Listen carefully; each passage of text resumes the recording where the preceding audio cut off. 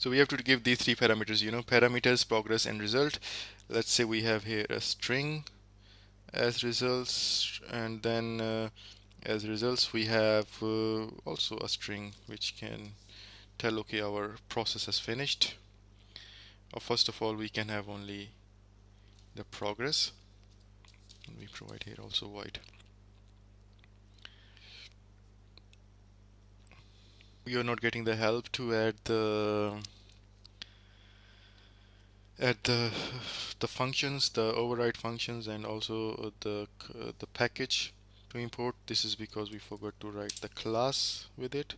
Now you see we have an error, and this red bulb or red indication symbol is telling us how to fix the errors. First of all, saying implement methods or make asynchronous class update. We don't want to make it abstract class. We have to implement everything here. So we click implement methods, and it says the method do in background. This do in background method is doing this main task. It will take the parameters from these class parameters, and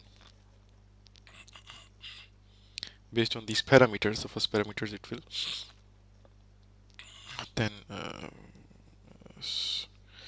do the task. But we don't have any parameters right now. It's void, but still, so that's it. Now this override function is necessary for us, so that we have and you see this asynchronous task import is a package is also imported. That's why we don't see any error. And the second thing is that the main function, this is the necessary one, the do in background, is overridden. And what else do we need? We need three other functions for our first of all, for the for what should happen before we execute this process, uh, and then what happens when the process is being executed, and it has progress, and how should it be updated. One function for this, and the third is after the process has been executed, and we post the result. So we have to define these three other steps. One is the pre-execute, the other one is the on progress, and the third one is the post-execute. So the pre-execute should normally come here before the do background. I mean, we can even write it after that, but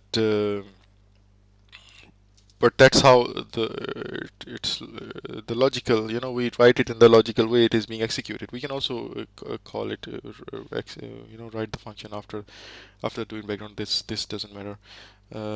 So just write pre, and it will give you this pre. Just double click here, this help to add this function pre-execute. Double click, and this is added. This super dot on sorry, it should be pre-execute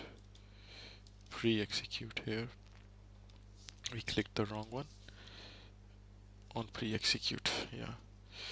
So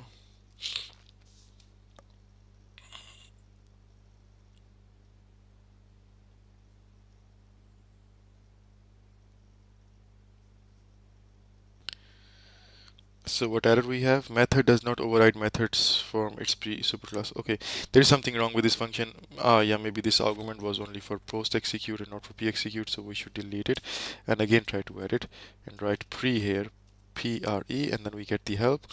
Double click on pre-execute. Yeah, it was without void, so there is no error. This next should be on progress update, on progress update. After the on do in background, this will be the progress update, and the next and the last one is the on post execute function. When our background task is finished, this function will be used to post the result. Right now we have a white parameter here, but for the progress update we have these values, string values, as our parameter, because the first value is for the for the do in background parameters, and this is, we have right now no parameter defined, it is void.